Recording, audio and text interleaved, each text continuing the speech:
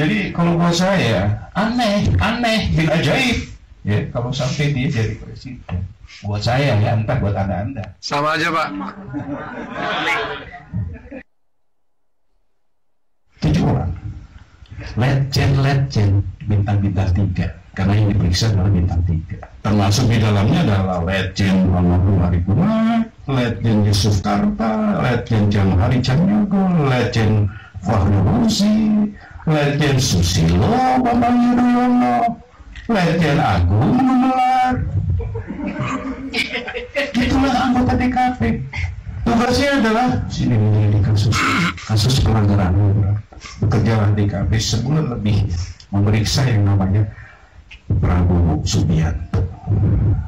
Dari hasil pemeriksaan mendalam ternyata didapat fakta bukti yang nyata bahwa dia telah melakukan pelanggaran HAM berat. Saya di samping anggota DKP Dewan Kehormatan Perwira, saya mantan Danjen Kopassus. Tim Mawar yang melakukan penculikan itu bekas anak buah saya semua dong. Saya juga pendekatan dari hati ke hati dengan mereka di luar kerjaan DKP. Ketika dari hati ke hati dengan mereka, disinilah saya tahu bagaimana matinya orang-orang itu, di mana dibuangnya saya tahu betul. Astagfirullah.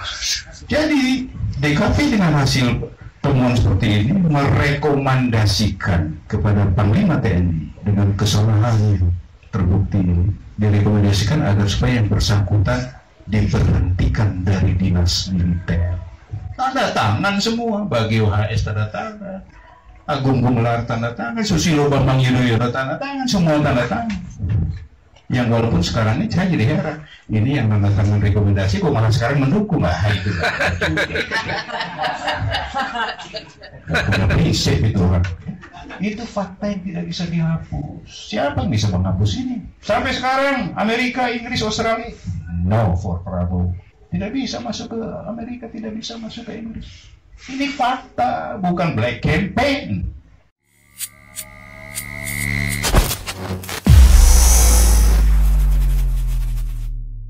Bismillahirrahmanirrahim. Assalamualaikum warahmatullahi wabarakatuh. Semangat perubahan, salam kedaulatan rakyat. Sahabat EC Channel semua, ini mengejutkan, mengagetkan, miris, dan tentu saya berucap astagfirullahaladzim. Tapi di sisi lain, saya kira kita juga menemukan hikmah. Jadi kalau mendapatkan hikmah, ucapannya hamdalah, ya alhamdulillahirabbil alamin. Apa? Ini baru indikasi, tapi sudah cukup kuat karena disampaikan oleh Wakil Ketua Dewan Pembina PSI, Partai Seputaran Ibu Kota. Partai Solidaritas Indonesia, ya PSI. Ya, Grace Natali yang sudah sering mengambil perannya ketum Giring. Giring katanya mau menyerahkan jabatannya ke anak muda yang lebih muda lagi. Waduh. Dan kita tahu ya, PSI kemarin mencabut dukungannya dari Ganjar. Yang pertama mendeklarasikan Ganjar sebagai capres, kemudian sekarang menarik. Sebelumnya lagi Giring mencalonkan diri sebagai presiden, kemudian menarik, membatalkan. Anak muda, partai anak muda kok inkonsistensi. Atau bisa dibalik juga nih ya, PSI itu adalah partai yang konsisten dengan ketidakkonsistenannya. Kan kalau sering tidak konsisten, maka dia jadi konsisten dengan ketidakkonsistenannya. Aduh, ayah wae. Dan ini kita lihat, ucapan ini kurang lebih muncul dari Grace Natali, ya. Nanti kita lihat videonya langsung. Jadi kurang lebih dia menyatakan Prabowo itu menyesal pernah dekat dengan kelompok Islam. Wow. Benarkah demikian? Kelompok Islam yang mana yang dimaksud? Ngeri kali, yang lain sedang berebut suara umat Islam, ini malah membocorkan statement dari Prabowo yang meskipun itu katanya implisit, tapi eksplisitnya ada. Gimana dalam satu kalimat aja udah membingungkan ya. Kalau benar ya saya kira alhamdulillah lah, makin jelas positioning dari Gerindra. Jadi ada 3 partai yang harus kita tenggelamkan. Apa aja? PDIP, PSI, Gerindra satu lagi. Kalau benar ucapannya, Prabowo menyesal pernah dekat dengan kelompok-kelompok Islam yang dimaksud, mungkin lebih ke Habib Rizik Syihab, ya, IBHRS, Imam Besar Habib Rizik Syihab.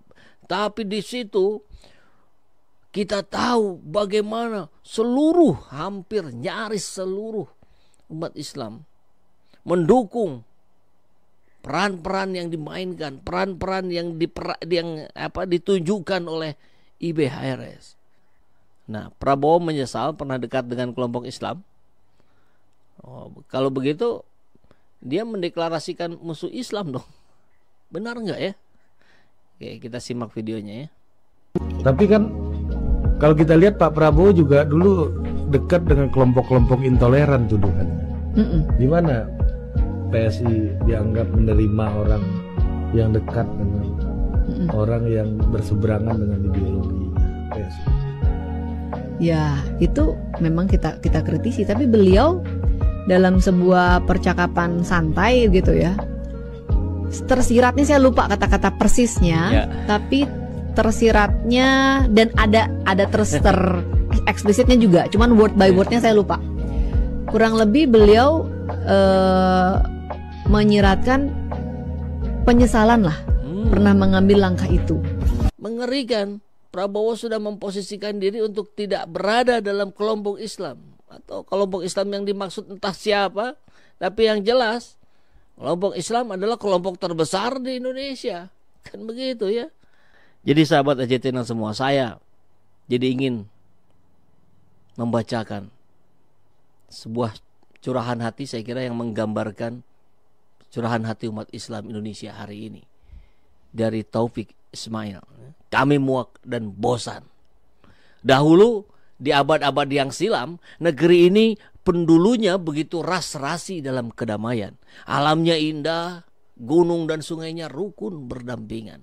Pemimpinnya jujur dan ikhlas memperjuangkan kemerdekaan. Ciri utama yang tampak adalah kesederhanaan.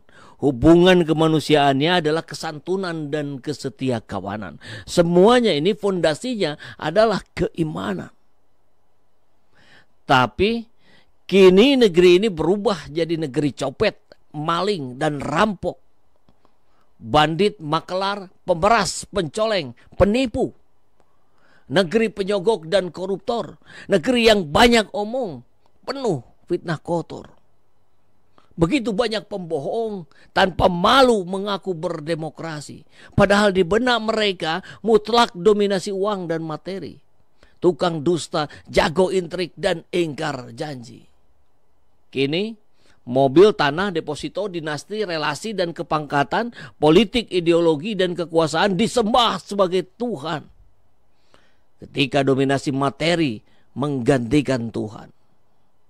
Kini negeri kita penuh dengan wong edan, gendeng dan sinting.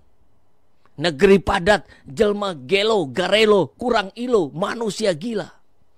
Kronis, motologis, secara klinis nyaris sempurna, infausta. Jika penjahat-penjahat ini dibawa di depan meja pengadilan, apa betul mereka akan mendapat sebenar-benar hukuman? Atau sandiwara tipu-tipuan terus-terus diulang dimainkan? Divonis juga, tapi diringan-ringankan, bahkan berpuluh-puluh dibebaskan. Lantas yang berhasil mengelak dari pengadilan lari ke luar negeri dibiarkan. Dan semuanya itu tergantung pada besar kecilnya uang sogokan. Di Republik Rakyat Cina koruptor dipotong kepala. Di Kerajaan Arab Saudi koruptor dipotong tangan. Di Indonesia koruptor dipotong masa tahanan. Kemudian berhanyutanlah nilai-nilai luhur luar biasa tingginya. Nilai keimanan, kejujuran, rasa malu, kerja keras, tenggang rasa, pengorbanan, tanggung jawab, ketertiban, pengendalian diri, remuk berkeping-keping. Akhlak bangsa remuk berkeping-keping. Dari barat sampai ke timur, berjajar dusta-dusta. Itulah kini Indonesia. Sogok menyogok menjadi satu. Itulah tanah air kita Indonesia. Kami muak dan bosan. Muak dan bosan. Kami sudah lama kehilangan kepercayaan. Assalamualaikum warahmatullahi wabarakatuh.